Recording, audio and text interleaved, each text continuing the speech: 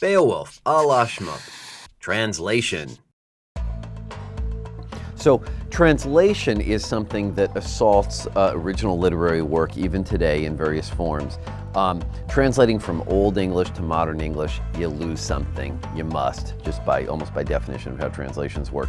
But talk us through what's going on here. Like, why is translating Beowulf so difficult, other than, the basically Klingon that it was written in? The first thing to think about is, like you said, we're going from Old English to Modern English.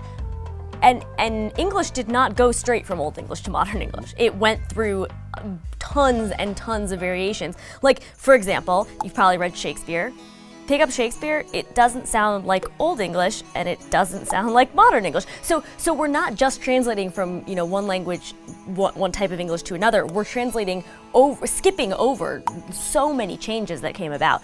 So that's the first reason it's tough. And even if you just look at the characters, it really is a completely different language. But translation in general is a big issue. When you're reading something like Beowulf, you have to remember that you are not reading what was originally written.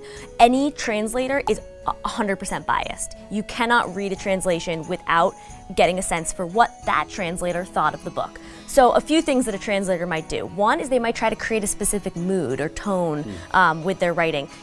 Someone might try and turn Beowulf into like a super crazy adventure fighting story, and another might try to make Beowulf a super sympathetic character, or even make Grendel a sympathetic character.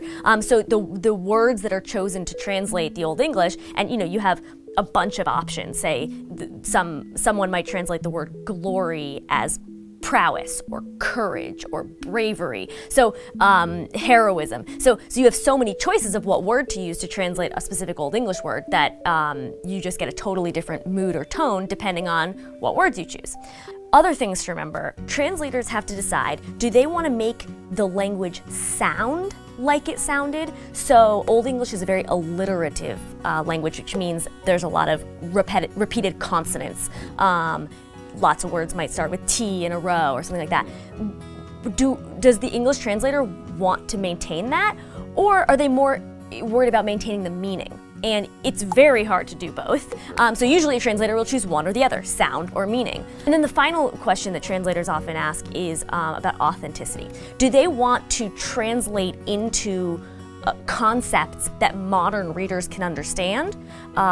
If there's, say, a concept that existed in the 5th century or the 8th century when it was told, but doesn't exist anymore, do they want to kind of translate that culturally into something that we can understand? Or do they want to use the old English concept? We might not understand what it means, but it's more authentic that way. And that could be anything from a specific tool that, Hrothgar's using that we wouldn't know what the word meant, but it would be more authentic if they used that exact same thing. So anyway, tons of stuff at play here when thinking about translations. Wow, brutal. Okay, that's about all we know about translating Beowulf. Why would Beowulf be difficult to translate? Why is it important to keep in mind that a work is translated while you're reading it?